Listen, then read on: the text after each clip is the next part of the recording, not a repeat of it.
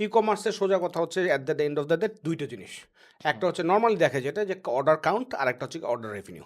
Profitability যেটা দেখে সেটা মার্কেটিং টিমের কেপিআই ওইরকম না, এটা হচ্ছে সোর্সিং টিমের যে কত আনতে পারে, আর মার্কেটিং টিমের হচ্ছে যে কত কম ডিসকাউন্ট দিয়ে আপনার করতে পারে। সো আর এই যে ওয়ালেট যেগুলো বলতেছেন এখানে হচ্ছে গিয়া তাদেরকে ইউজ টু করানো, এই দুইটা চ্যানেল থেকে করা। যেমন ধর ব্যাংকেরও একটা টার্গেট থাকে যে এতগুলো ট্রানজাকশন হইতে হবে, আপনার এমএফএসেরও থাকে যে কার্টে এতগুলো অ্যাড করা যাবে। তখন তারা দুইজনে মিলে কী করে যে ভাই ঠিক আছে তোমারও কেপিআই সেট করাই দিতেছি, আমারও কেপিআই হিট করে দিতেছে, মাঝখান থেকে এই কাস্টমারগুলো কী হইতেছে এডুকেশন করতেছে, কাস্টমারের একটা কিছু একটা ডিলাইট দিতে হবে, তুমি আমারে দাও আমি শেয়ার করে দিতেছি, আইদার তুমি পুরাটা দাও আমার আমি ক্লেম করে নিব মাস শেষে তোমার কাছ থেকে, আর আমি 50% দিচ্ছি তুমি 50% দিচ্ছি। যেমন আপনার আমরা এই বিকাশের সাথে বিভিন্ন ব্র্যান্ড করে বলে যে ভাই আপনারা দিলে আমরা 50-50 দিব। তো বিকাশ প্রথম দিকে একদম পুরোপুরি 100% বিয়ার করছে, কিন্তু যখন দেখতেছে যে বিকাশ হলে আপনার সার্জ হচ্ছে এবং বিজনেসটা ওইটা ইন্টারেস্টেড হয়েছে বারবার চাচ্ছে, তখন বলতেছে যে ভাই 60 হ্যাঁ না বলতেছে যে আমরা 60 আপনারা 40, পরে বলতেছে আপনারা 60 আমরা 40। সো যার সাথে যে যতখানি বার্গেইন করে